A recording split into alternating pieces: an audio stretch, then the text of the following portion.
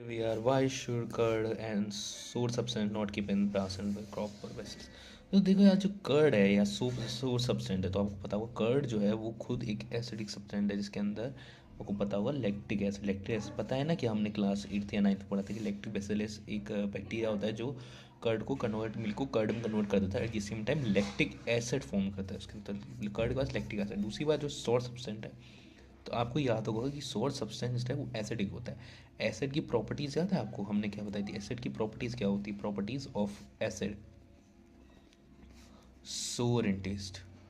तो जो सब्सटेंस सोर है, ठीक है, सोर है, वो कहीं ना कहीं एसिड कंटेंट करता है। और हमको यहाँ तक एक बात आपको एक और याद होगी कि हमने एक रिएक्शन पढ़ी थी कि जब acid reacts with metal, H2 gas, hydrogen gas is release. तो ये जो रिएक्शन है, ये जो हमने जब पढ़ा था, तो आपको पता होगा कि सेम पे कर्ड और सोर सब्सटेंस के अंदर भी एसिड पाया जाता है। और एक, जब ब्रास और कॉपर है, दे आर बोथ, ब्रास और copper they are both metals.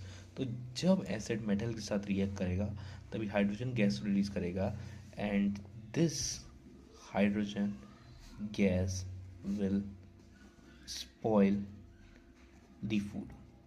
इसलिए हम लोग जो एसिडिक सब्सटेंस है, जैसे कि कर्ड हो गया, या एसिड कंटेंट वाला फूड है जैसे कि कर्ड हो गया, या सोर सब्सटेंसेस हो गया, जैसे नींबू वगैरह हो गया, उसके अंदर भी जैसे क्रिस्टस फूड वगैरह हो गया, कि एसिड कंटेंट है, तो ये कहीं ना कहीं मेटेलिक सब्सटेंस से रिएक्ट करके H2 गैस रिलीज करती है, जिसके कारण जो H2 गैस है वो कहीं ना कहीं हार्मफुल होगी और हमारे खाने को ख़राब कर दी। इसलिए इनके अंदर कभी भी कर्ड या फिर कोई भी सोर्स को स्टोर नहीं किया जाता। तो ठीक है, तो ये मेन कारण है जिसके कारण हम लोग सोर सब्सटेंस या कर्ड को मेटल, ब्रास या कॉपर के अंदर नहीं डालते, क्योंकि मेटल उसके साथ रिएक्ट करके हाइड्रोजन गैस रिलीज करके उस खाने को ख़राब कर देगा। ठीक है, तो बेसिकली इसका स्क्रीनशॉट ले लो।